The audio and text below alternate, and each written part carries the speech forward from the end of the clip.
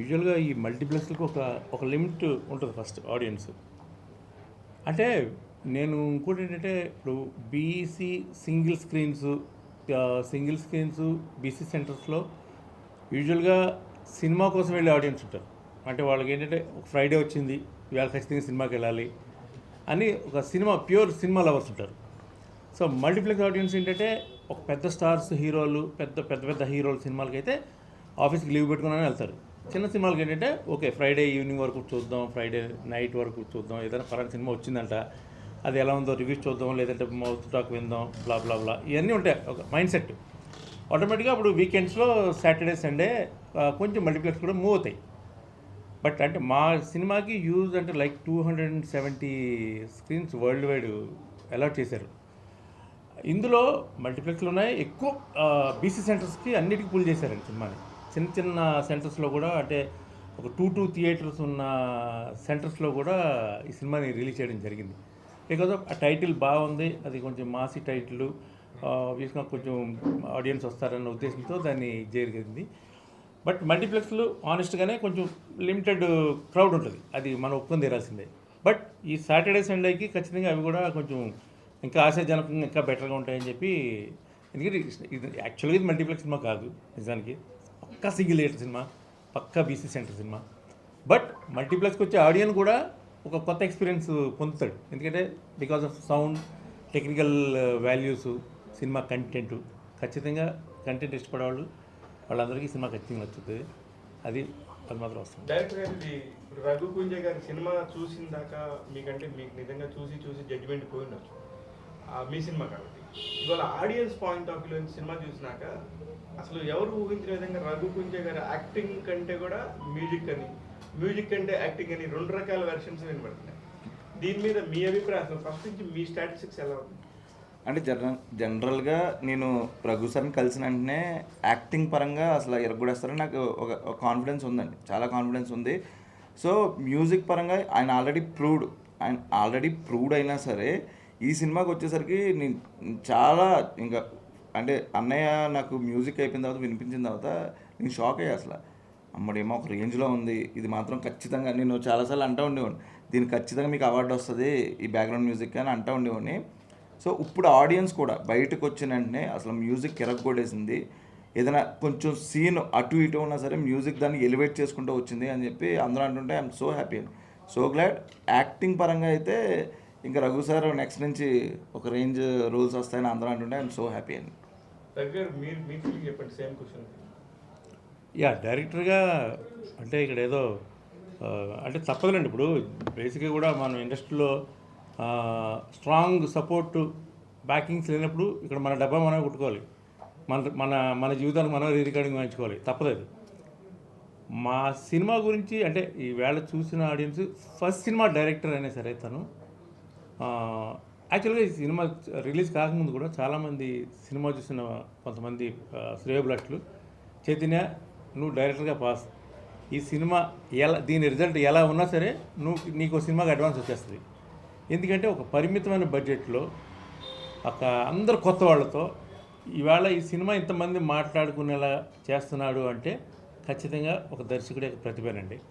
And ఇంతమంది కొత్త ఆర్టిస్టులకి అందరికీ పేరున శివయ్య బాగా చేశాడు, విజయ్ బాగా చేశాడు, మీరా బాగా చేసింది, సత్య బాగా చేసింది అని పేర్లతో వాళ్ళు, గీదరాజ్ బాగా చేశాడు అని చెప్పడానికి దాని వెనక 100% captain of the ship director కారణం. దానికి ఏపీ తెలంగాణ ప్రమోషనల్ టూర్ ఏ విధంగా ప్లాన్ చేస్తున్నారు? థియేటర్స్ ఇంగ్లీష్ అవకాశం రేపటి నుంచి ముందు మనకి బాగా ఉన్న ప్రాంతాలకు వెళ్ళి, ఇప్పుడు మన తెలుగు రాష్ట్రాల్లో నాకు బ్యూటీ ఏంటంటే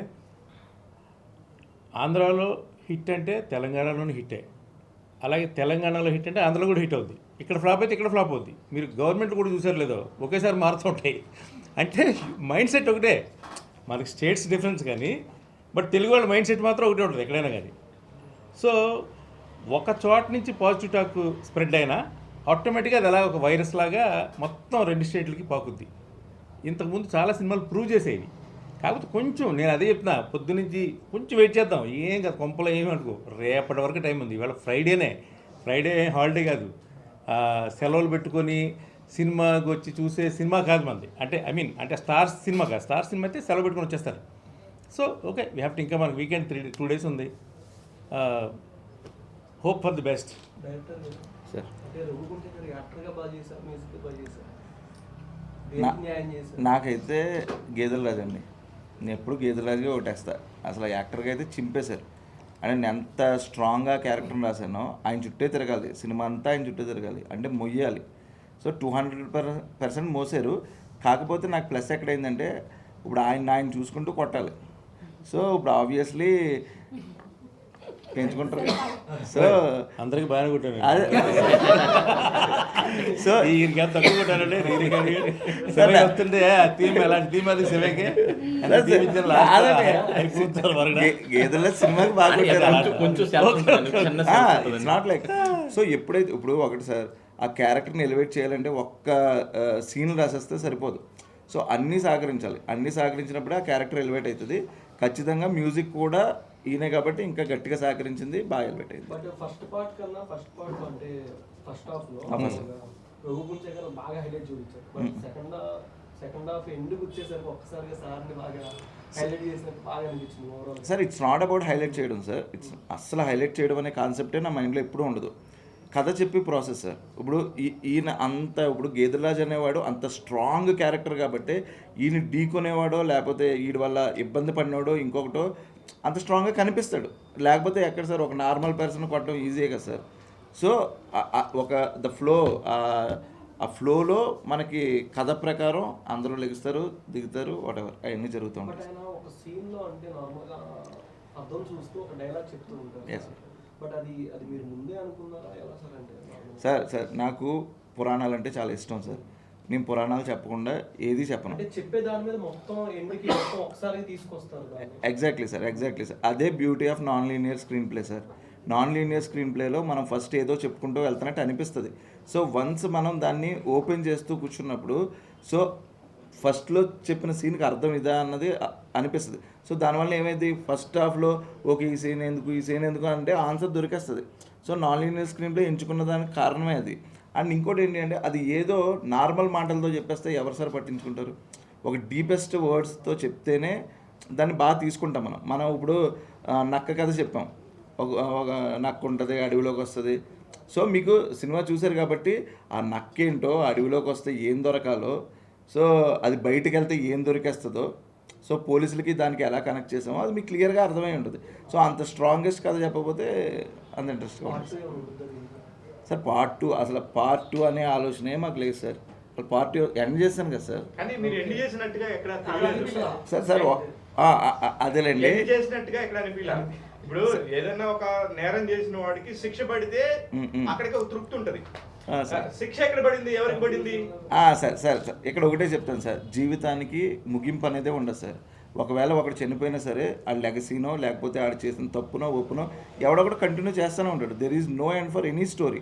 సో ఈ కథ అంతే సార్, మనం ఎక్కడో దుక్కున ఆపాలి, ఆపకుండా చెప్పుకుంటూ వెళ్తే. మీరు చెప్పిన లెగసీ అనే పాయింట్ కూడా చూసుకుంటే పెద్ద వాళ్ళకే లెగసీస్ ఉంటాయి, రౌడీస్ కూడా లెగసీస్ ఉంటాయి. ఇట్స్ నాట్ అబౌట్ క్యారెక్టర్ అంటే ఇప్పుడు ఇందులో గేదెరాజు చాలా ఎఫైర్లు ఉంటాయి. ఎక్కడో ఒకడు బయలుదేరచ్చు శివయ్య మీద పగ తీసుకోవడానికి, వాడు కూడా నేనే వాళ్ళ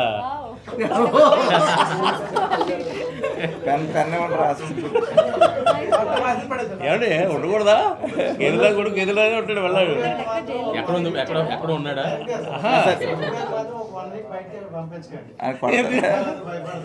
ఏమండి మీరు అదే నా ఇందాక అదే చెప్పాలనుకున్నా. ఇంటర్వెల్లో చాలామంది మన వాళ్ళు లేడీస్ చాలామంది కనిపించారు అక్కడ సినిమాకి వచ్చిన వాళ్ళు. నేను వీళ్ళందరూ తిట్టుకుంటారో వెళ్తే చాలా బాగా చేశారండి, ఎంత బాగా చేశారో విలన్గా అంటున్నారు వాళ్ళు. అంటే ఈవేళ రేపు మీరు అర్థం చేస్తే లేదో విలన్కి బాగా హైలైట్ అవుతున్నారు. ఇది దురందరూ తీసుకోండి లేకపోతే యానిమల్ తీసుకోండి, హీరోల కన్నా విలన్కి పేర్లు ఎక్కువ వస్తాయి.